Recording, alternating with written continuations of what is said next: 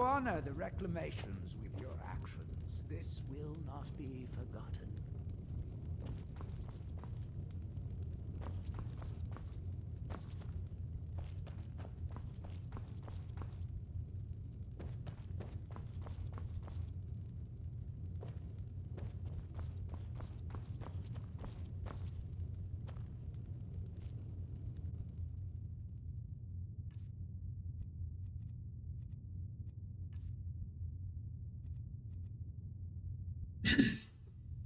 Ancestors in the Dunmer. Ghosts walk among them. The departed spirits of the Dunmeri, perhaps those of all races, persist after death. The knowledge and power of departed ancestors benefits the bloodlines of Dunmeri houses. The bond between the living family members and the immortal ancestors is partly blood, partly ritual, partly volitional. A member brought into the house through marriage binds himself through ritual and oath into the clan and gains communication and benefits from the clan's ancestors. However, his access to the ancestors is less than his offspring, and he retains some access to the ancestors of his own bloodline.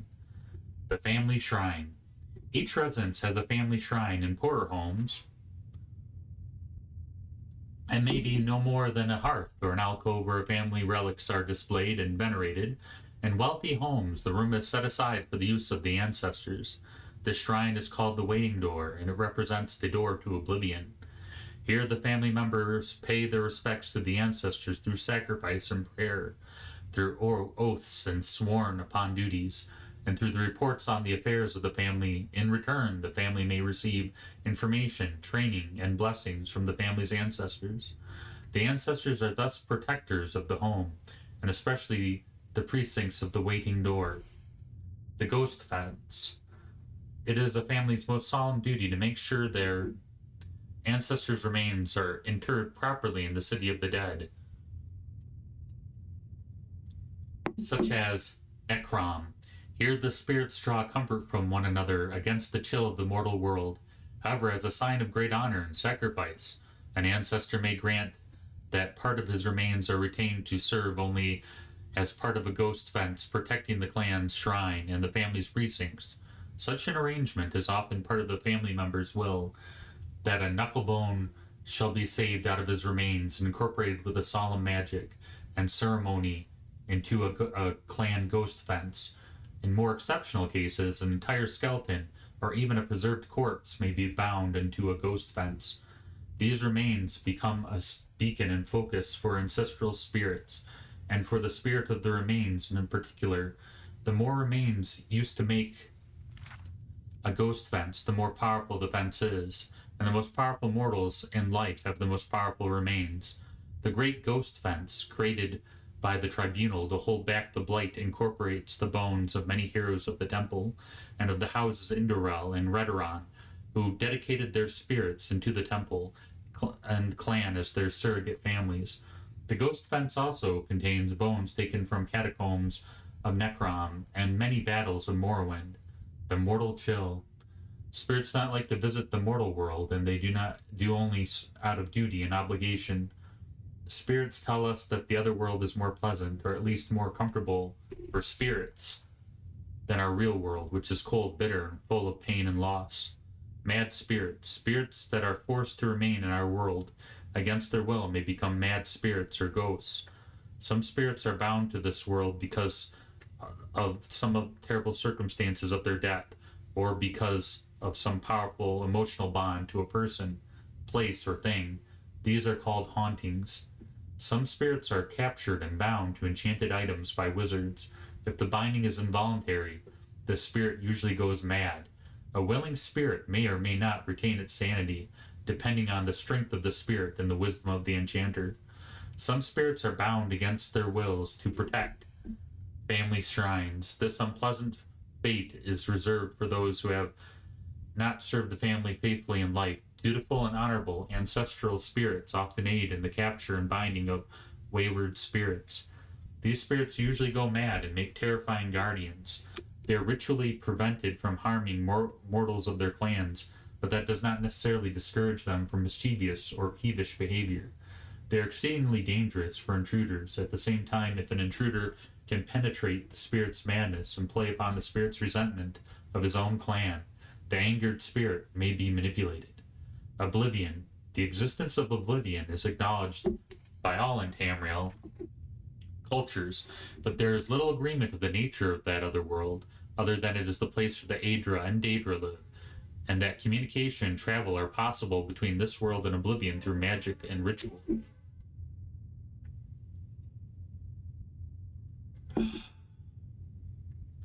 The Dunmer do not emphasize the distinction between this world and oblivion as do the human cultures of Tamriel.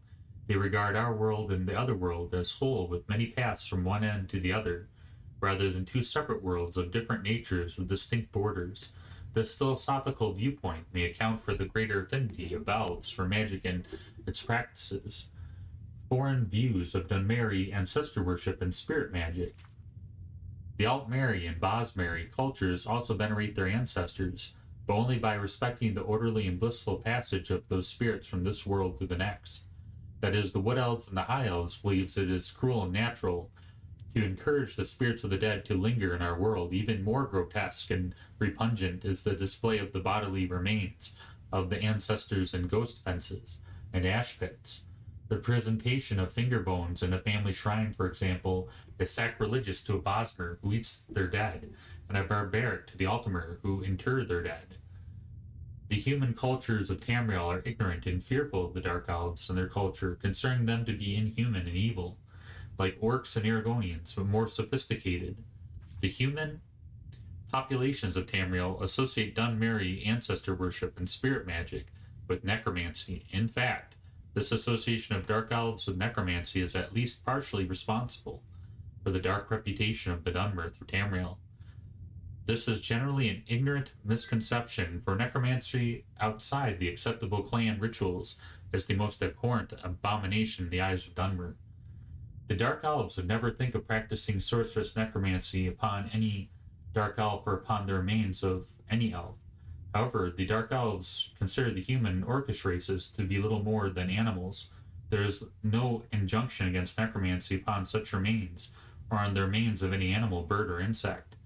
Imperial policy officially recognizes the practices of Dunmeri ancestor veneration and spirit magic as religion and protects their freedom to pursue such practices so long as they do not threaten the security of the Empire. Privately, most Imperial officials and traders believe Dark Elf ancestor worship and displays of remains are barbaric or even necromantic. Telvanni necromancy. The Telvanni are adept and masters of necromancy. They do not, however, practice necromancy upon the remains of Dark Elves. Sane Telvanni regard such practices with loathing and righteous anger. They do not practice necromancy upon the remains of animals, and upon the remains of humans, orcs, and Aragonians, who are technically no more than animals in Morrowind. Publisher's note: this book was written by an unknown scholar as a guide for foreign visitors to Morrowind shortly after the armistice was signed. Many of these practices have since fallen into disfavor. The most obvious changes are those regarding the practice of necromancy in the Great Ghost Fence. Dunmer today regard necromancy upon any of the accepted races as abomination. The Ghost Fence has forced many changes in the practice of ancestor worship. The vast majority of ancestors remains going to strengthen the Great Ghost Fence around the mountain of Dagoth-Ur. There are very few clan ghost fences in Morrowind. The temple discourages such practices among the houses as selfish. The upkeep of the family tombs and private waiting doors has also fallen into disfavor, as very few remains have been buried in these tombs and shrines since the armistice.